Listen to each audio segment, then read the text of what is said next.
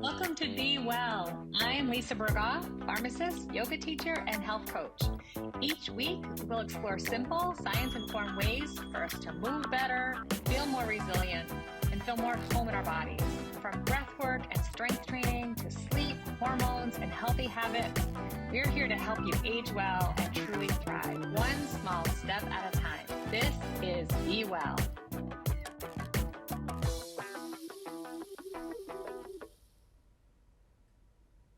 Hi, it's Lisa Burgaw, and this is Be Well. We have just passed the summer solstice, and it's like the midpoint check-in for the year, right? Back in January, we did an episode where we discussed goal setting and creating healthy habits, and not necessarily New Year's resolutions per se, but creating little daily habits that will help give you just the little stepping stones to get towards your larger goals.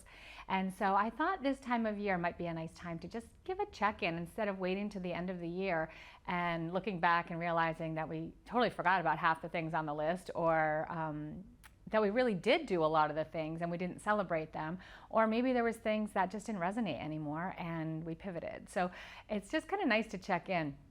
It actually could be good to check in monthly if you wanted to, or quarterly. So as we're moving out of June into July, it's like going into Q3, right? If you're talking in business terms.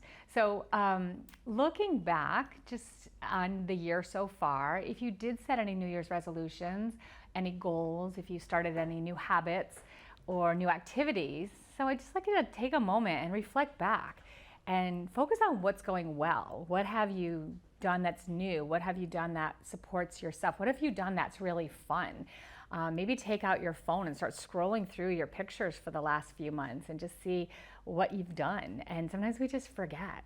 My husband and I started doing that. We used to do it at the end of every year, and now we're doing it more frequently because there's just a lot of things that we do and you just forget all about them. And we focus on what didn't go well. We focus on what's missing, what's wrong. And that's just the way our brains are built. Our brains are problem-solving machines, and they're built to look for what's missing, look for what's wrong. And if we start focusing on what's going well, we'll start finding more of what's going well. So I do have a few just reflection questions. If you'd like to, if you're able to jot down a couple questions and reflect on this, and you can come back to this another time if you'd like. The first question I'd like to ask you and have you reflect on is, what are 3 things that you're proud of so far this year? Looking back to the beginning of the year, just 3 things that you're proud of, that you've done this year, that you've let go of this year, that you've made time for yourself for this year, perhaps. And the second question is, what challenge have you successfully navigated? So what kind of obstacles have you maneuvered around? And sometimes it's the not doing. Maybe something that was a challenge that you successfully navigated is you didn't engage, you didn't react, you responded. If someone did something that irritated you, instead of losing your temper, maybe you paused and you took a breath. So that could be a win, that could be a celebration. And also the fact that you've gotten this far is something to celebrate. So what challenge have you successfully navigated this year? And the third reflection question is, what healthy habit have you improved, even slightly? One thing I've been really working on is trying to get good nutrition, and I'm pretty good about my nutrition, but new research keeps coming out, and all the things that we're supposed to be getting in our diet: enough protein, enough fiber, enough probiotics, and so these are things that I've been trying to navigate, and I'm not perfect, but I try. That's the best thing I can do, is progression over perfection, and trying to improve my sleep. So these are some things that I've been working on this year, and it's kind of like a cha-cha. Some days I'm doing really well, and other days I slide a little bit, but then I try to get back on track right away because I'm focused on it. It's something that's on my radar. So what healthy habit have you improved, even if it's just slightly? And then also, what have you learned about yourself? If you've done any reflection over the last few months, what have you learned about yourself? Have you learned that doing fun things encourage you to keep doing them? Maybe you've got a new habit you really enjoy, or have you found that some habits that you maybe quote think you're supposed to be doing, you're doing for somebody else's reasons? Are you doing it for extrinsic reasons, or are you doing it for intrinsic reasons? Self-care doesn't have to be, self-care in fact is not selfish, and self-care can be a gift to everybody else. If you take time to take care of yourself, you'll have so much more time, more energy to take care of other people, and you're also acting as, an inspiration to other people. They see you making positive changes, then they might start to make positive changes for their lives too. If they see that you're feeling better, you've got more energy, you're calmer, you're happier, you're enjoying yourself, you're playing more, that's really an inspiration to other people. And we can't change what anybody else is doing. We can only change ourselves. And we can change the way we respond to things, and we can change the way we behave, but we can't change the way anybody else behaves and what they do, what they say. But we can be influencers. We can behave in ways that inspire other people to take better care of themselves. And then one last reflection question is, how are you different today than you were in January? Not good or bad. What's different for you since the beginning of the year? And if you did take on any big goals, what have you checked off? What boxes have you checked off? What activities have you done? Where have you gone? Look back and celebrate all the little wins and victories, the big wins and victories. Just give yourself a moment to reflect back on the first half of this year. As we move into summertime, things are blooming, things are thriving, and it's because of all those seeds that we planted earlier in the year, literally and figuratively. We plant the seeds in the spring, and we nurture them, and we pull the weeds, and we water, and again, literally and figuratively, and then we watch what we've planted grow. And it can be a really beautiful process. It can also be a little frustrating and slow sometimes, right? So celebrating those little wins and victories, I can't stress that enough, is so super important. And when you're celebrating your small wins, really go for the small things. So if you had a goal perhaps to lose weight, first thing I would also suggest is that you don't just look at the total number of pounds on the scale, just if that happens to be one of your goals or something that you're striving towards is having a healthier weight. If you're looking at just the total pounds, it doesn't tell you what your composition is. We could lose a lot of pounds, but maybe we're losing healthy tissues like muscle and water and bone. So there are body composition scales out there, and they're very inexpensive. And you can see of those total pounds, how many pounds is muscle, how many pounds is skeletal fat, how many pounds is visceral fat, which is more dangerous, how many pounds is bone, how many pounds is water. And you can see a more clear picture of what that total poundage really consists is. What is your composition? So I've been working out more. I've been trying to lift heavier weights. I've been trying to do more weight-bearing activity to take care of my bones and my muscles, because as we age, we lose both bone and muscle, and that's something that's important to me. So looking at that body composition scale is kind of fun because it's kind of a game. As I increase my weights, I'm watching my skeletal muscle weight increase. My overall body weight hasn't decreased at all, but my muscle has, my fat has decreased. So I don't really care what the total pounds are. I know I feel better in my skin. I know I feel better in my clothing. I know I feel stronger. So don't look at the total pounds on the scale. And I only bring that up because a lot of people set goals around weight, and that may or may not be the case for you. But instead of looking for like the big thing, oh, I didn't lose as much as I planned. Have you increased your activity? Have you changed your nutrition? Do you feel good? Are you sleeping well? Are you doing things that will help you become the healthy, fit person that you want to be, if that's something that you'd like to identify with? How we identify is really important too, how we think of ourselves. I choose to think of myself as a strong, fit, healthy person. And so I make choices to support that. And when I make choices that don't support that, I still am in charge. I'm making those choices. I might choose to have an extra dessert, or something like that, an extra treat, but I get to make that choice. And so I still have that agency.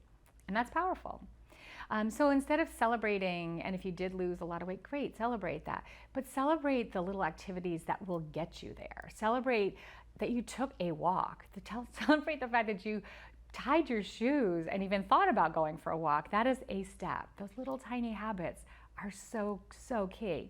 And so instead of saying, you're training for a marathon, celebrate that you went for a walk, and that you went for a run, or you at least put your clothes out the night before, so when you get up in the morning, you see your workout clothes there and you're ready.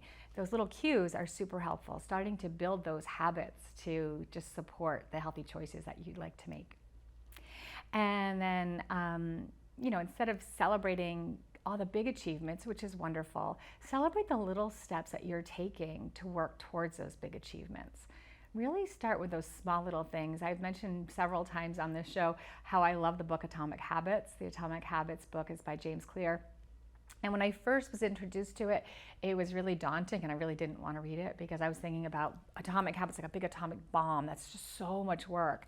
And it's really about not putting in so much work. It's about creating little tiny daily habits, creating daily routines that and rituals really that help support you. We were joking around in my yoga class the other day because I was talking about how we lose balance a little bit every day, and that's why we practice balance. And some people were really getting frustrated because they were really wobbling in whatever pose we were doing. And I said how probably 25 years ago, I think it was a kickboxing teacher said, we lose our balance every day. So he told me he brushes his teeth while he's standing in tree pose or an airplane pose where he's standing on one foot and he's either got his knee turned out to the side or his legs out behind him like he's flying an airplane. And ever since he told me that, it was just so inspirational that I've been doing that literally every day since. Every time I brush my teeth, I try to stand on one foot. And so you brush your teeth for 2 minutes a day, and you can stack other things on top of it while you're doing that. Stand on one foot, or look out the window, enjoy your view, or do something like that while you're already doing other things that you're going to be doing anyway. Perhaps while you're waiting for your coffee to brew in the morning, you drink an extra glass of water if you're trying to add more water into your diet and hydrate your body better. So little tiny stacked habits are so precious and they're so powerful. So I would recommend celebrating those little things. It's really the consistency and creating those daily rituals that's really important. It's not so much how much time you spend doing each activity, it's more the consistency. So it's really better, for example, to move your body for 5 minutes every day than to be a weekend warrior and do like a huge 10-hour workout once every 6 months, right? So these little tiny habits, again, just they provide compound interest, just like your money when you invest your money. Little tiny compounded things will really, really start to build up and provide some serious gains for you in the future. I was talking a little bit about weeding the garden, planting the seeds. So in the springtime, we did an episode about planting seeds, literally and figuratively. I had Terry Smith on from Smith's Acres talking about planting real seeds. The episode prior to that, I was talking about planting figurative seeds of things you would like to see bloom in the next season. So here we are moving into that next season. We've left spring, we're coming into summertime, and what's thriving right now? Remember that the weeds always come back, and it's a lot easier to remove a weed here and there, like a negative self-talk or a limiting belief or a literal weed in your garden. If you do a little bit every day, than to wait till it's all overgrown and choking the growth of what you're trying to cultivate, then that's just a huge daunting effort.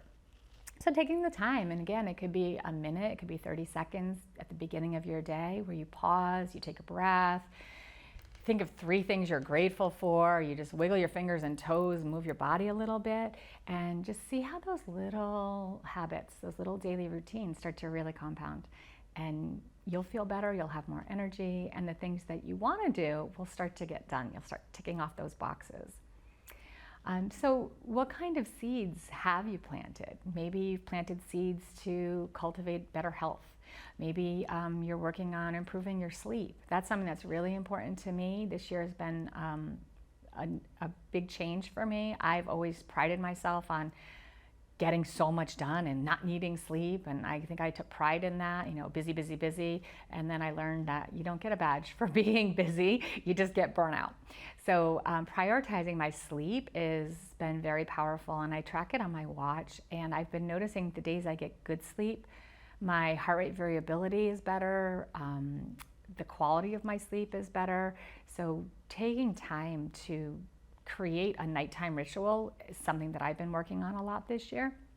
I try not to watch TV before bed. I try to get into bed and quiet things down, more than an hour before I actually would like to be asleep. And I've been reading things that are uplifting or inspirational instead of things that are, frightening or like murder mysteries. I don't like to read those before bed. I love to read them, but not right before bed. So I try to do things that will actually enhance my sleep. And I wear like an eye mask, and I try to make the room really calm and serene. And it's new for me this year, and it's really, really making a big difference. So that's something that I've been striving for. What other seeds have you planted? Moving your body more, and again, that doesn't have to be qualified. It could just be, or quantified. It could just be qualified that you move your body every day. Maybe cultivating stronger relationships, better relationships with family or your partner or your coworkers, or with yourself. Have you been trying to reduce stress in your life or learn to deal with stress? We've talked several times on this show about healthy stress. Healthy stress allows us to grow and to thrive, and it's staying within our comfort zone and finding those edges to the comfort zone where we start to break free, like a seed breaking out of, like a plant breaking out of its seed, or a chicken hatching out of the egg. There's a lot of pressure right before that egg cracks, right before that seed cracks, and the real growth happens. And sometimes we really fight that. We really resist that. Have you been trying to cultivate more joy in your life, more playfulness in your life? And can you make the mundane tasks more playful and more joyful, and find ways to do that? It could be as simple as, when you're washing your dishes, to get dish soap that just smells really good. I like to use this biodegradable, good for the environment, dish soap, and the scents that this company has are just so good. So I try to do stuff like that has a really happy scent that just makes me feel good, and then I don't mind doing the dishes so much. Have you been planting seeds to support your financial growth? And that could be maybe pausing before making impulse purchases. I was talking to a friend the other day, and she really wanted something that she didn't need. She said she already had 3 of them, but she really liked the color of this other one. And I said, well, if you want it, you can get it. She goes, but I don't need it. And I said, then you don't have to get it. If you want it and you buy it, you're making that as a choice. If you're just impulse buying and not thinking about it, then then you're not in control again. And I think really that's what we all want, is to have some sense of control and feeling like we're in charge somewhat of our circumstances.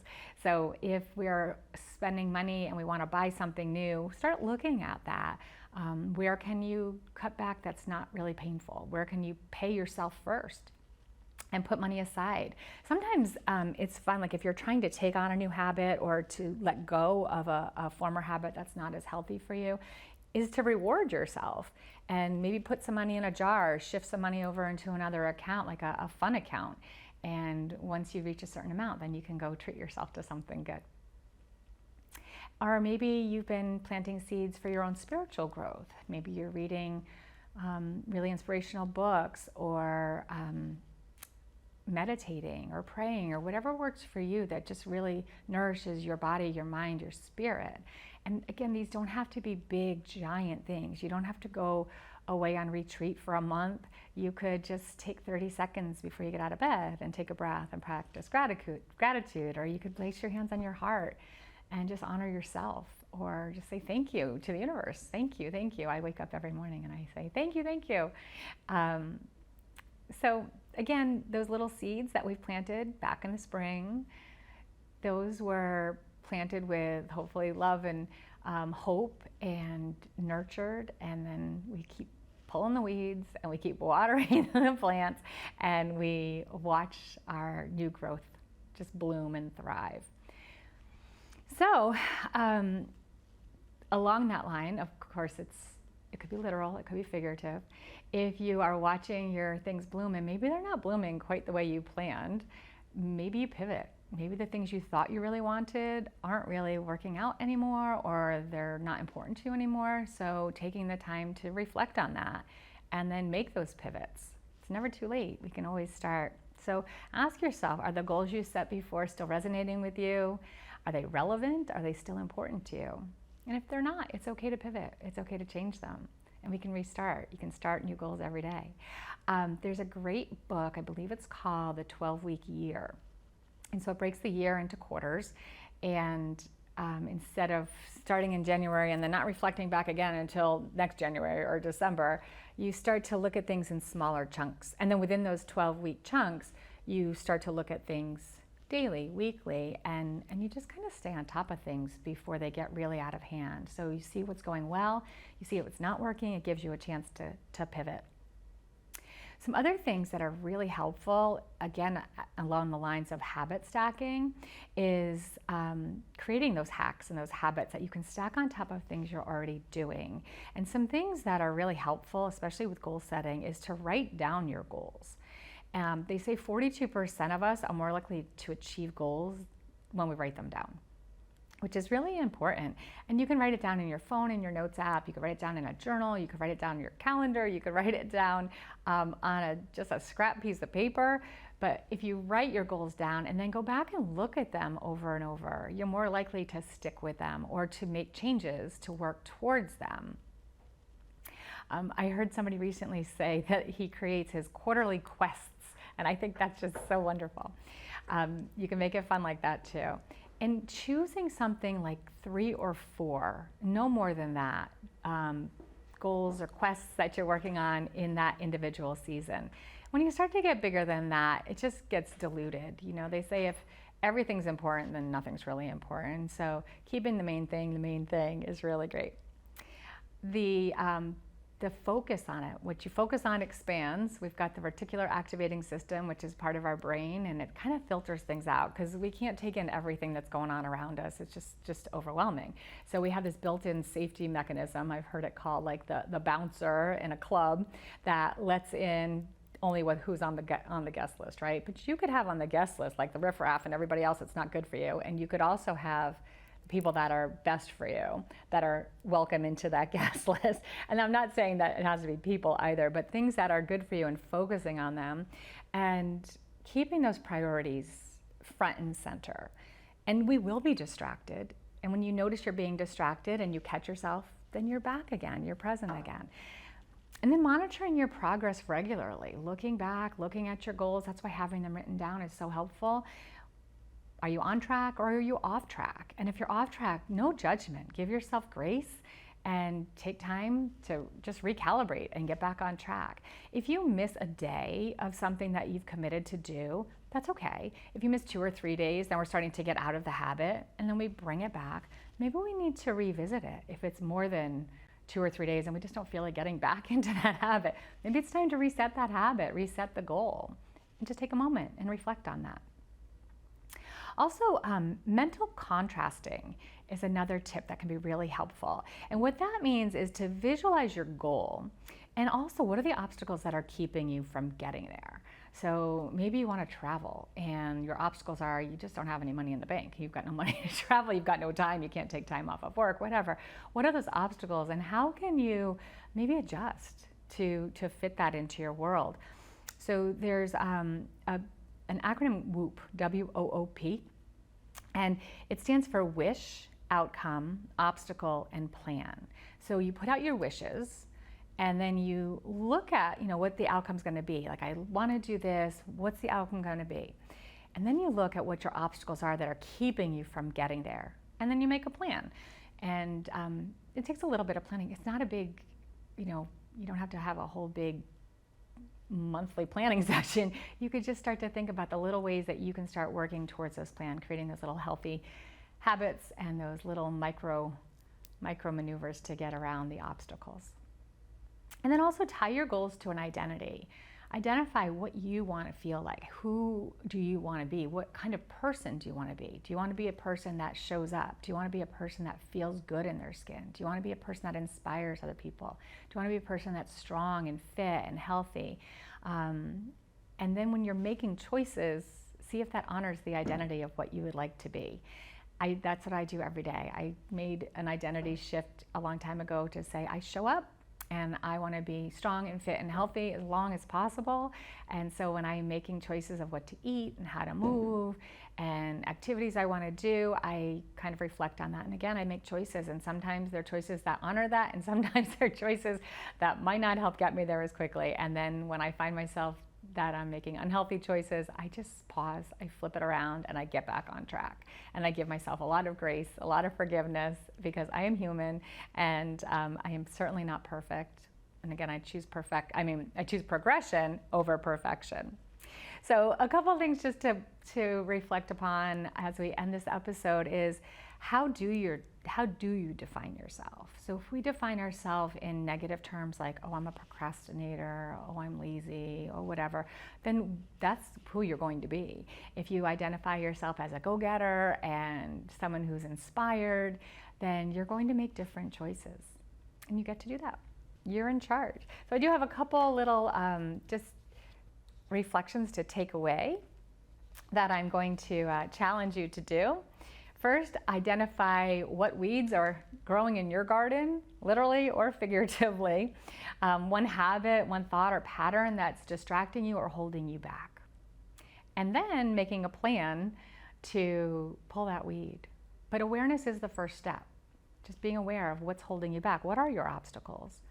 Celebrate 3 wins. So look back over the past year, the past half of the year, and what are 3 things that you're proud of that you've done? 3 things that you've accomplished, or 3 different changes you've made, 3 steps you've taken in the right direction to where you want to be. And then choose to water 1 seed. Is there 1 seed that you've planted, 1 thing you'd like to see grow, literally or figuratively, in your garden? And water it and nurture it and see how you can take care of that over the next 90 days, in this next quarter. And then create 1 habit stack. So a habit stack is identifying something you're going to do while you're doing something else that you already do on the regular. Like, again, making your coffee, having an extra glass of water, brushing your teeth and practicing your balance, or looking out the window and seeing nature or your neighborhood. And make it simple, make it small, make it achievable, make it sustainable, and make it so it's specific, using SMART goals. So something that's specific, it's measurable, it's actionable, it is relatable, it's timely. And so something like, after I do something, or before I do something, I will do this. So like, after I finish work and I close my computer, I'm going to do 10 squats. After I brush my teeth, I'm going to do 10 jumping jacks. After or before I drink my cup of coffee, I'm going to drink a full glass of water. Something like that. And then also, I encourage you to start a victory journal or a gratitude journal and start to write down what's going well. Celebrate your wins and victories. I do that at the end of every month, and I encourage you to do the same. I put it in my calendar on my phone. It actually has an alarm that goes off as I come into the end of the month, and it says celebrate wins and victories. That's all it is. It's just a little blurb that comes up on my phone. Celebrate your wins and victories, and it just gives me a moment to pause, to reflect back. What's going well? Nothing is too small to celebrate. Any little win or victory, you can celebrate it. And then as we move into our closing, I just want to share this with you. As we move into the summer, remember that growth is not always dramatic. Sometimes growth is choosing to begin again. Sometimes growth is pulling a weed. Sometimes growth is watering a seed. And sometimes growth is simply recognizing how far you've already come. You don't have to be perfect. You don't have to have it all figured out. You just have to keep tending your garden. Celebrate your progress. Give yourself grace. Trust the process. And ask yourself, what seed am I choosing to water for the rest of the season? Or maybe for the rest of this year. And then one last challenge before you go to bed tonight, write down 3 wins, identify 1 weed, and choose 1 seed that you're going to water tomorrow. That's it. Simple, doable, powerful ways to help us to continue to be well and to thrive. And I wish you all the best, and I hope you have a wonderful week, and take care of yourself. Be well. Thank you for joining me on Be Well. I hope today's conversation inspires at least 1 simple way for you to support yourself. Before you step back into your day, pause and choose 1 uplifting action you can gift yourself? What's your one thing going to be? Remember, small, consistent steps create meaningful change. Until next time, take a breath, take care, and be well.